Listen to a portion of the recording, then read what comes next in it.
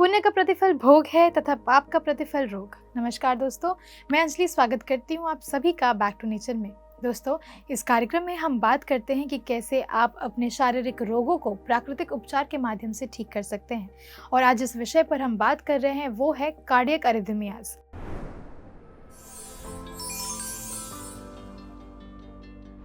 क्या होता है कार्डियक अरिथमियाज और इसे कैसे प्राकृतिक उपचार के माध्यम से ठीक कर सकते हैं, इस पर तमाम जानकारी के लिए हमारे साथ स्टूडियो में मौजूद हैं प्रोफेसर डॉक्टर आर.के. तुली सर। सर के बारे में बताऊं तो सर को फादर ऑफ होलिस्टिक मेडिसिन भी कहा जाता है। अब सर से बात करेंगे कार्डियक अरिथमियाज के बारे में और जानेंगे कि उसे कैसे नेचुरोपैथ के माध्यम से ठीक किया जा सकता है। नमस्कार सर, बहुत स्वागत है आपका हमारे कार्यक्रम में। Thank you.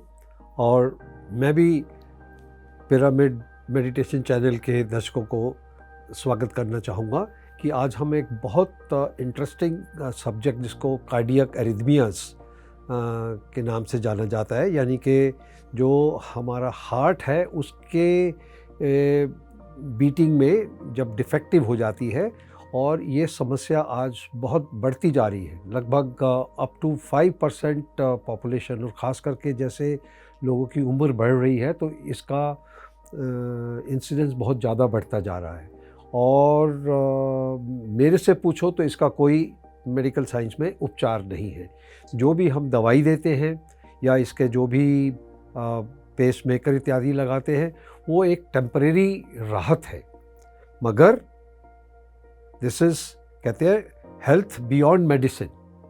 हम प्रकृति में अपनी सेहत ढूंढें तो इस समस्या को बिल्कुल वापस ठीक और अपना स्वस्थ वापस ला सकते हैं। जैसे आपने कहा पुण्य भोग है, तो पुण्य क्या, जो अच्छी हमारी लाइफस्टाइल है, हम अच्छा करेंगे तो अच्छा भोगेंगे, और गलत करेंगे, गलत मीन्स पाप करेंगे तो उसका हमें स्वास्थ्य के ऊपर भुगतना पड़ेगा। उसका यानी कि जो रोग है उसका कष्ट हमें भुगतना पड़ेगा जी। और इसके लिए जो कार्डियक एरिथमियाज, जैसे कार्डियक स्टैंड फॉर कि हार्ट, एरिथमियाज कि उसकी जो हार्ट की बीटिंग है उसमें डिफेक्ट आ जाना। जैसे कि हार्ट की जो रेगुलर बीटिंग है वो एक प्रकार की लब ढप एक बड़े रेगुलर हार्ट बीटिंग चलती है, और इसका लगभग एवरेज 72, वैसे तो 60 से लेके 100 तक की जो ये गति है इसको नॉर्मल माना जाता है। पर जब इसके अंदर कोई डिफेक्ट आ गया, यानी कि इसके रिदम में कुछ गड़बड़ आ गई, या कोई एक्स्ट्रा हो गया या कोई मिस हो गया, जैसे हार्ट बीट कर रहा है तो मिस हो गया, या हार्ट बीट कर रहा है, तो इस प्रकार की इसकी जो नॉर्मल हार्ट बीटिंग है, क्योंकि इससे जब हार्ट रेगुलर बीटिंग नहीं करता तो इसके अंदर जो ब्लड लौट के आ रहा है वो इसको फिल करता है, और फिर जब इसको बीट करता है तो ये ब्लड एक मोटर की तरह, एक पंप की तरह सारे शरीर में खून को पंप करता है, पहुंचाता है उस पावर के साथ। और ब्लड हमारे जो सारे शरीर के अंग हैं, टिश्यूज़ हैं, उसको एनर्जी, न्यूट्रिशन सप्लाई करता है, और फिर उसको वापस आके उसके शुद्धिकरण करके उसको फिर, तो ये साइकिल रेगुलर चलनी चाहिए। तो इसमें जो, जैसे कहा कि इसमें कोई दोष आने से उसको कार्डियक एरिथमिया कहा जाता है, और ये बहुत भयंकर और जानलेवा स्थिति भी हो सकती है। इसलिए हमें इसके बारे में जानना चाहिए, और सबसे पहले prevention is the best medicine, is better than any cure. तो हम ऐसी ये हमारे साथ ऐसा रोग हो ही नहीं, उसके लिए ज़रूरी है कि हम अपनी जीवन शैली को स्वस्थ संतुलित रखें। कि पहला सुख निरोग काया, तो इससे आप अपने जीवन का, अपने सेहत का पूरा लाभ उठा सकते हैं। वरना आपको कई प्रकार के रोग, उनमें से एक रोग है कार्डियक एरिथमियाज। तो आज हमारी कोशिश है कि इस विषय पर इस वार्तालाप में हम आपको ये बता सकें कि ऐसा कोई निराश होने की बात नहीं है। हाँ, आपको अपनी सेहत का जिम्मा लेना है, और अगर आप अपनी सेहत का जिम्मा लेते हैं तो आप अपनी सेहत का संपूर्ण आनंद उठा सकते हैं। और ये भी मैं कि ये जो जीवन शरीर की रचना 108 साल के लिए करी गई हमारे वैदिक ज्ञान के अनुसार, और इसके बाद मौत नहीं, मरना, मौत के घाट नहीं, बल्कि लोक प्रस्थान करना है। उसके लिए इस शरीर को और आखिरी सांस तक आप अपनी सेहत से अपनी ही नहीं, अपने परिवार की, अपने समाज की, अपने देश की, इस सारे जगत की सेवा कर पाएँ, ऐसा हमारा उद्देश्य होना चाहिए। जी सर, आपने ये तो बताया कि क्या है ये बीमारी, कैसे कैसे इसके बीच में जो दिक्कत आती है उससे हमें इसके बारे में पता चलता है, लेकिन अब इसके सिम्टम्स क्या हैं सर? हाँ, देखिए, अब हमने कहा कि हमारे अंदर हार्ट बीट कर रहा है, अक्सर हमें मालूम भी नहीं होता। तो इसके बारे में हमें ऐसा हो सकता है कि हमारे अंदर ये हार्ट बीट के अंदर हार्ट की जो रिदम है वो बिगड़ जाए, शायद हमको पता न लगे, जिसको एसिम्प्टोमेटिक कहते हैं कि गड़बड़ है मगर हमें पता ही नहीं। मगर हमें पता होने के लिए उसमें क्या है कि हमारे दिल की धड़कन हमें तेज़ महसूस होने लगे, या कि दिल की धड़कन बहुत धप धप धप बहुत तेज़ी से धप धप कर रहा है, या हमें पता लगे कि जैसे मैंने भी बताया कि दिल धप धप धप धप धप धप धप धप, इस प्रकार की आपको कुछ सेंसेशन पता लगती है। और ये रैप ज़्यादा तेज़ भी हो सकता है और कभी बहुत स्लो हो सकता है, इर्रेगुलर हो सकता है और तेज़ और स्लो भी हो सकता है। तो इसका नुकसान क्या है, क्योंकि जब हार्ट ठीक से पंप नहीं करेगा तो हमारे शरीर को ब्लड ठीक से नहीं पहुंचेगा, और जब ब्लड नहीं पहुंचेगा तो हम में ऐसे कमजोरी, डिजीनेस, आंखों के आगे अंधेरा सा आना, कमजोरी, थकावट इत्यादि, और ऐसा लगे जैसे कमजोरी की वजह से पसीना आ रहा है, ठंडा पसीना जिसको कहते हैं, वो आना हो सकता है। और क्योंकि ठीक से हमारी जीवन प्रणाली ठीक से नहीं चलती तो हमें सांस लेने में दिक्कत हो सकती है, चेस्ट पेन या छाती में टाइटनेस इत्यादि हो, हमारी नज़र में धुंधलापन आए, तो इस प्रकार के सिम्टम हो। और विशेषकर इन सारे सिम्टम के साथ मुझे लगे कि कुछ मेरे अंदर टट लड़ा हो रहा है, तो मुझे फ़ौरन मेडिकल सहायता की ज़रूरत है। कि ये दिक्कत क्यों होती है, इसके कॉजेज़ क्या है, कारण क्या है? अब कॉजेज़ हैं, एक तो पहले जैसे हम अपनी अगर जीवन शैली स्वस्थ रखेंगे तो ऐसा कॉज होगा ही नहीं। तो कौन सी गड़बड़ हैं जो हम अपने शरीर में, अपनी जीवन शैली में करते, जिसको कि हम रिस्क फैक्टर्स बोलते हैं। इसके रिस्क फैक्टर्स हो सकते हैं, ओके, एक तो अक्सर हर चीज़ को ओल्ड एज कह दिया जाता है।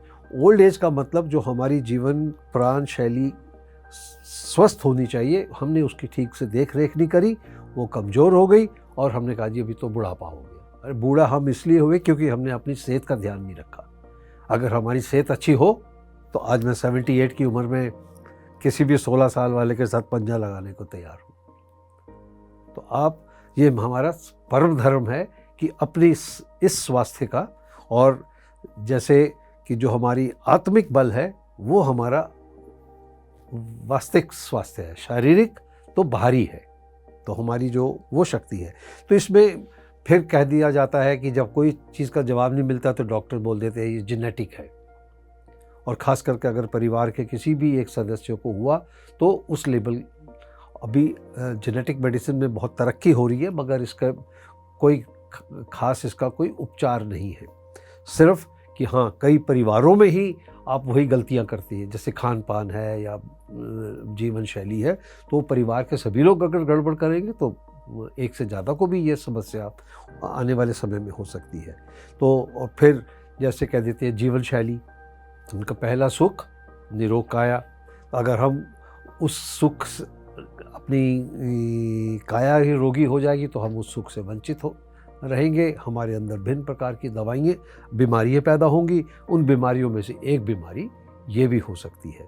और बल्कि जैसे फिर कुछ लोग हमारे देश में विशेष करके तंबाकू की बहुत ज़्यादा प्रचलन है। तो ये एक बहुत हानिकारक जहर है। मैं तो जिसको देखता हूँ, लोग जब तम्बाकू खा रहे हैं, बोलिए अपने हाथ से तुम अपने को जहर दे रहे हो। अगर मैं तुम्हें जहर दूँ तो आप कहोगे मुझे सज़ा फांसी होनी चाहिए, और आप अपने को खुद जहर दे रहे हो तो आपकी क्या सज़ा होगी। तो इस प्रकार के रोग आपको आने वाले समय में घेर लेंगे। तो इनसे हमें, और फिर ज़्यादा शराब नशा इत्यादि कोई भी किसी प्रकार का नशा है, तो इन चीज़ों से हमको ये आने से और जो इसके इमीडिएट कॉजेज़ हैं, जैसे कि हमारे अंदर जैसे इलेक्ट्रोलाइट्स है, वेरियस इलेक्ट्रोलाइट्स, विशेषकर सोडियम पोटेशियम बहुत इम्पोर्टेंट हमारे ब्लड के अंदर, जो उनकी मात्रा में कुछ गड़बड़ा जानी उसके खान पीन की वजह से या कुछ, या हमारे हार्ट को कोई ऐसी चोट लग गई कार्डियक जिसमें हार्ट की मसल को नुकसान हो गया, या हार्ट की मसल में स्टिफनेस पैदा होने लग गई कि आने वाले समय में कई बारी आफ्टर ऑपरेशन इत्यादि के बारे में हो सकता है, या कोई ऐसा इन्फेक्शन हो जाए जिसकी वजह से फीवर, मेरी हार्ट मसल को नुकसान हो रहा है। और कई प्रकार की दवाइयाँ जो हम लेते हैं, जैसे एलोपैथिक मेडिसिन का एक बहुत ये कष्ट है, जो हमको अगर थोड़ा सा किसी एक दिशा में राहत देती है तो उसके साथ उनके साइड इफ़ेक्ट्स की लिस्ट बहुत लंबी रहती है। तो इनमें कुछ दवाइयाँ जो हम अपनी एंग्जाइटी के लिए, डिप्रेशन के लिए, नींद ना आने के लिए, या खांसी जुकाम में जिसको डिकंजेस्टेंट्स हम बोलते हैं, उनके लेने से भी ये इस प्रकार की कष्ट हो सकता है। और उसके अलावा अगर हमें जैसे कई सालों तक ब्लड प्रेशर रहा है, डायबिटीज़ रही, और हमने अपनी सेहत का ध्यान नहीं रखा, तो मेरे अंदर कुछ हार्मोनल डिस्टर्बेंसेस होने की वजह से, या मेरे हार्ट में कुछ ऐसी रोग होते हैं जो हार्ट की कार्डियोमायोपैथी, यानी कि जो मेरी हार्ट की मसल है वो कमज़ोर हो गई, इन अवस्था में ये हो सकता है। और आजकल बहुत से लोगों को कोविड के बाद, जिसको कहते हैं पोस्ट कोविड, और बल्कि इस समस्या को इतना इम्पोर्टेंस नहीं दिया जा रहा। बहुत से लोग कहते हैं कि उनको कोविड तो नहीं हुआ, बट कोविड का वैक्सीनेशन लगवाने के बाद भी ऐसे इस प्रकार की जो प्रॉब्लम्स हैं, इस समस्या का बहुत लोगों को ये होने लग गया। जी, तो सर आपने सिम्टम्स के बारे में बताया, कॉजेज़ के बारे में बताया। अब मैं ये जानना चाहती हूँ कि क्या ये जो समस्या है, इसके टाइप्स भी हो सकते हैं, और अगर हैं तो क्या? हाँ, अब देखिए, जो हमारा हार्ट है इसके बारे में मोटा-मोटा कि इसके 4 चैम्बर होते हैं, जिसको हम बोलते हैं 2 अपर चैम्बर्स, जिनको ऑरिकल्स कहते हैं, और नीचे 2 होते हैं जिनको वेंट्रिकल्स बोलते हैं। तो जो हमारा ब्लड है वो लंग से साफ़ होके आता है हार्ट में, उधर से हार्ट से फिर हार्ट उसको पंप करता है और उसको सारे शरीर तक पहुंचाता है। और विशेषकर क्योंकि जैसे हार्ट यहाँ पे है और ये हमारा जो ब्रेन है ये फर्स्ट फ्लोर हो जाता है और ये नीचे ग्राउंड फ्लोर हो जाता है। तो सबसे पहले जो खून की जब प्रेशर हार्ट ठीक से बीट नहीं करता तो उसका जो प्रेशर है वो कम, यानी कि ब्लड की मात्रा हमारे ब्रेन में, आँखों में यहाँ पे कम पहुँचती है। तो जितने मैंने सिम्टम की व्याख्या करी कि डिजीनेस होना, आँखों में अंधेरा आना इत्यादि, तो वहाँ पे पहले हमें पता लगेंगे। अब तो जो हमारा हार्ट के अंदर एक ऑटोमेटिक, एक कहते हैं लाइफ लॉन्ग प्रकृति ने एक बैटरी लगाई है जिसको हम पेसमेकर या उसको हम साइनो एट्रियल नोड के माध्यम से पहचानते हैं। तो वो हार्ट को प्राकृतिक करंट रिलीज करता रहता है जो हमारे हार्ट को ठीक तरीके से, जिसकी हम लप ठप करके, तो वो जब क्रिया ठीक से चलती है, उसका रेगुलर रिदम रहता है, तो हार्ट ठीक से पंप करता है और हमारे शरीर में ब्लड फ्लो ठीक रहता है। पर जब हमारे हार्ट में कोई भिन्न प्रकार की समस्या, जिस प्रकार की ब्लड प्रेशर है या डायबिटीज़ है या हार्ट की कई एलिमेंट्स हैं, वो होने लगती है, तो फिर उसकी ये बीटिंग जो प्रणाली है ये गड़बड़ाने लगती है।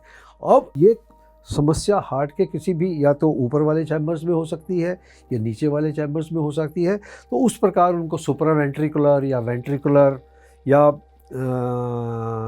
फ्लटर, फिब्रिलेशन इत्यादि, उनको जैसे जो ऊपर वालों में आते हैं तो उनको कहते हैं सुप्रावेंट्रिकुलर टैकीकार्डिया, लोअर वालों में आते हैं तो उनको वेंट्रिकुलर टैकीकार्डिया इत्यादि के नाम से पहचाना जाता है।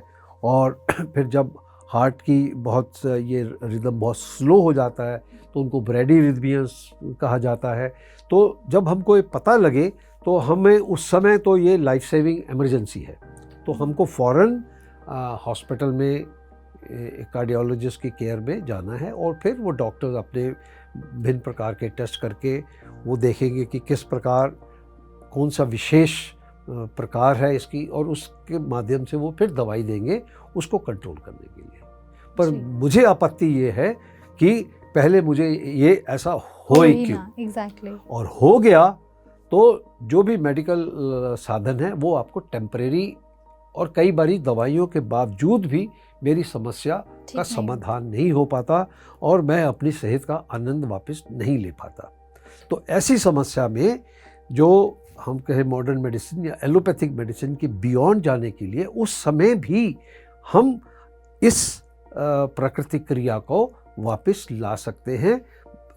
अपनी जो हमारा जो संतुलन है, जो शारीरिक संतुलन, जिसको हमारी वैदिक भाषा में कहा गया कि ईडा पिंगला, हमारी जो सुषुम्ना नाड़ी है वो संतुलित हो, यानी कि हमारे शरीर के अंगों को प्राकृतिक प्राण ऊर्जा जब मिलेगी तो वो उसको हर समय ठीक करने की कोशिश करते हैं।